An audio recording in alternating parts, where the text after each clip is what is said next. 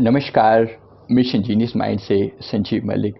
दोस्तों, हमारा ये वीडियो हमारी स्पिरिचुअलिटी सीरीज से है और हमारा टॉपिक है एक सवाल जो हमारे किसी मित्र ने पूछा है, यूट्यूब व्यूअर ने पूछा है कि मैंने इस जीवन में कोई भी ऐसा बुरा काम नहीं किया जिसके कारण मुझे कोई भी तकलीफ़ आए। मैं हमेशा लोगों की सेवा करता हूँ, लोगों के प्रति भला करता हूँ, लोगों का कल्याण करता हूँ, फिर भी मेरे जीवन में इतना कष्ट क्यों है। इस सवाल का जवाब मैं आपको इस वीडियो में दे रहा हूं। एक बार फिर से मैं आपको याद दिला दूं दोस्तों, मैं पास्ट लाइफ रिग्रेशन थेरेपिस्ट हूं। तो पास्ट लाइफ के द्वारा मैंने हज़ारों तरह की बीमारियों का पीछे का कारण देखा है। आज हम जितना मर्जी हम कह सकते हैं कि आज हम एक बहुत ही पवित्र जीवन जी रहे हैं, हम कह सकते हैं कि आज हम लोगों की सेवा करते हैं। आज अपनी जानबूझकर मैंने शायद एक चींटी पर भी पैर गलती से ना रखा हो, जानबूझकर नहीं रखा होगा। तो ऐसा हो सकता है कि मैं बहुत ही ज़्यादा केयरफुल सेवा भाव से जीवन जी रहा हूँ, पर इसका मतलब ये बिल्कुल भी नहीं कि इसके कारण मेरे पिछले सारे कर्मों के ऊपर जो है वो पर्दा डाल दिया जाए। ऐसा बिल्कुल भी नहीं होता, बिल्कुल भी नहीं होता। इनफैक्ट पास्ट लाइफ के कर्मों का ही मैंने हिसाब देखा है और उसमें ये बहुत अच्छे से समझ में आता है कि आज अब अगर आप बहुत पवित्र जीवन जी रहे हैं तो इसके पीछे डेफिनेटली आपने कुछ ऐसा झेला हुआ है, कुछ ऐसी तकलीफ आपने पहले झेली हुई है, आपको किसी ना किसी कर्म के कारण इतनी ज़्यादा सज़ा आपने झेली हुई है कि आज आप ऐसा पवित्र जीवन जी रहे हैं। ये बहुत अच्छा है, लेकिन इससे आपके पुराने के सारे गुनाहों को माफ़ नहीं किया जा सकता। आप बेशक आज भगवान से जुड़े हों, आप प्रार्थना करते हों, पूजा पाठ करते हों, मेडिटेशन करते हों, तो भी आपके जीवन में आने वाले दुख कम नहीं हो सकते। याद रखिएगा, दुख कम नहीं हो सकते। हाँ, अगर आप मेडिटेशन करते हैं, साक्षी भाव में रहते हैं, आप पवित्र कर्म करते हैं, तो इन दुखों का आपके ऊपर होने वाला प्रभाव कम से कम होता चला जाएगा, कम से कम होता चला जाएगा और आपको कष्ट नहीं होगा, मानसिक कष्ट नहीं होगा। शारीरिक जो तकलीफ हो रही है, जो बाहरी रूप से वो घटना हो रही है, जो परिस्थितियां निर्मित हो रही हैं, वो होती रहेंगी, जरूर होंगी, उनको बदला नहीं जा सकता, क्योंकि यही कर्म का सिद्धांत है। कर्म के इस सिद्धांत से किसी को माफी नहीं है। आप खुद बताइए, इसको मैं अगर ऐसे कहूं, मान लीजिए कोई व्यक्ति जिसने आपका बहुत बुरा किया, आपका बहुत अपमान किया, आपको बहुत पीड़ा दी, बहुत दर्द दिया, कुछ समय बाद जाके वो किसी पॉलिटिकल पार्टी में शामिल हो जाता है और अंततः फाइनली वो देश के प्रधानमंत्री के लेवल तक पहुंच जाता है। कोई व्यक्ति, एक जनरल बात कर रहा हूं आपको, मैं माफी चाहता हूं किसी पर्टिकुलर व्यक्ति के लिए, कोई ऐसा मत सोचें। मतलब व्यक्ति कितनी भी ऊंचाई पर पहुंच जाए, लेकिन अगर उसने आपको तकलीफ दी थी तो क्या आप उसे माफ कर देंगे? नहीं ना, हम माफ नहीं कर सकते। इसलिए क्योंकि उसने जो दर्द दिया था उस वक्त वो हमारे दिल पर लिखा हुआ है, उस वक्त हमारे दिल से जो बद्दुआ निकली थी वो सामने वाले की किस्मत में लिखी जा चुकी है।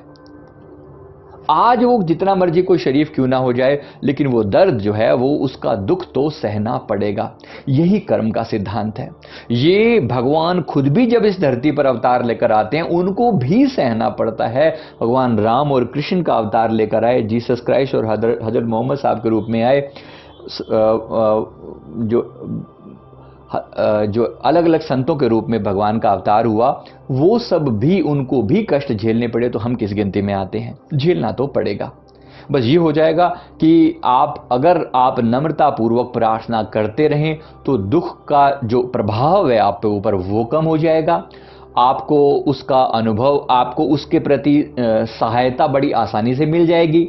यानी अगर आपको कोई तकलीफ हो रही है, ये तक विधि का विधान है, कर्म के सिद्धांत के हिसाब से इसको तो बदला नहीं जा सकता। लेकिन अगर आप एक अच्छे प्राणी हैं और आपने लोगों की सहायता करी है तो उसके बदले में आपको सहायता तुरंत मिल जाती है। उदाहरण के लिए एक्सीडेंट हुआ, लेकिन एक्सीडेंट अगर बड़ा होना था, भयंकर तरीके से होना था, तो उसका प्रभाव कम हो गया और तुरंत सहायता उपलब्ध हो गई, तुरंत जो है वो डॉक्टर के पास ले जाया गया, तुरंत जो है वो अस्पताल में एडमिट कर दिया गया, पैसों का इंतजाम हो गया। क्या ये उसकी ब्लेसिंग नहीं है? ये आपके उन्हीं शुभ कर्मों का फल है जिसके कारण जो है आपने आप जो शुभ कर्म कर रहे हैं उन सब का अपना प्रभाव है, लेकिन जो पहले किए थे उनका प्रभाव आप अभी झेल रहे हैं। इसलिए आज अपने शुभ कर्म करें, पवित्र कर्म करें, मेडिटेशन करके अपने आप को जानने का प्रयास करें, ताकि आगे हमारा भविष्य उज्जवल हो। याद रखिए, प्रयास दोनों लेवल पर करना पड़ेगा। बाहरी रूप से भी सुकर्म कीजिए, यानी कि लोगों का कल्याण कीजिए, भला कीजिए, लोगों की सेवा कीजिए, लोक कल्याण कीजिए। एट द सेम टाइम अपने भीतर भी बदलाव लेकर आइए। अपने भीतर लोक कल्याण, बाहरी लोक कल्याण के साथ साथ अपनी आत्मा का भी कल्याण हो। क्योंकि जब तक हमारी आत्मा के अंदर ये जो शत्रु विद्यमान है, काम है, क्रोध है, लोभ है, मोह, अहंकार, ये आज नहीं तो कल हमसे बुरे कर्म फिर करवा लेगा। याद रखिए, अंदर से हम बहुत पवित्र नहीं हो गए हैं। जरा आप भी जो लोग कह रहे हैं अपने अंदर झांक करके देखें, क्या सचमुच आज हमारे अंदर अहंकार खत्म हो चुका है? क्या सचमुच आज हमारे अंदर लोभ नहीं है? पिछले जन्म में इसी लोभ की वजह से हो सकता है मैंने किसी को धोखा दिया हो, उस धोखे के कारण मुझे बुरी तरह से सजा मिली हो, जेल की सलाखों के पीछे मैं रहा हूं। उस दर्द ने मेरे अंदर ये भाव पैदा किया कि मैं आगे से कभी किसी के ऐसा लोभ नहीं करूंगा। अब मेरा जो ये जन्म हुआ, तो इस जन्म में मैंने लोभ नहीं करा। मैं कह रहा हूं मैं बहुत पवित्र जीवन जी रहा हूं। मैं बिल्कुल भी किसी का एक पैसा भी अपने पास नहीं रखता, मैं तुरंत पैसा उसे लौटा देता हूं, मैं कोई लोभ नहीं करता। बिल्कुल सही। लेकिन ये लर्निंग आपने ऐसे थोड़ी सीखी है, इस लर्निंग के पीछे आपने बहुत दर्द सहा है, बहुत दुख सहा है। इसलिए पास्ट लाइफ से मुझे अच्छे से हिंट हमें मिल सकता है कि कौन सा कर्म था जिसके कारण अगर आप आज दुख झेल रहे हैं।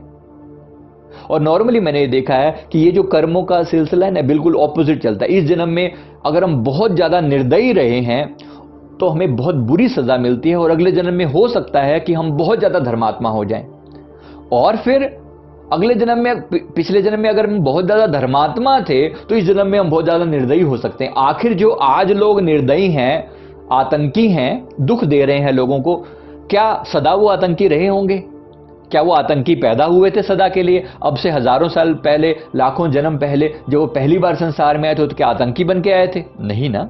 वो सब पवित्र आत्माओं की तरह ही आए थे, हम हमारी तरह ही, जैसे आज हम अगर पवित्र अपने आप को कह रहे हैं तो। लेकिन उनके कारण संगति गलत हो गई, गलत प्रभाव पड़ गया।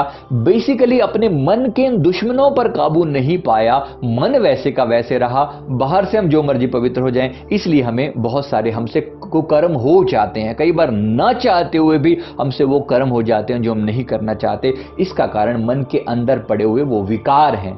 तो इससे छुटकारा पाने का प्रयास जरूर करना चाहिए, और वो प्रयास है मेडिटेशन।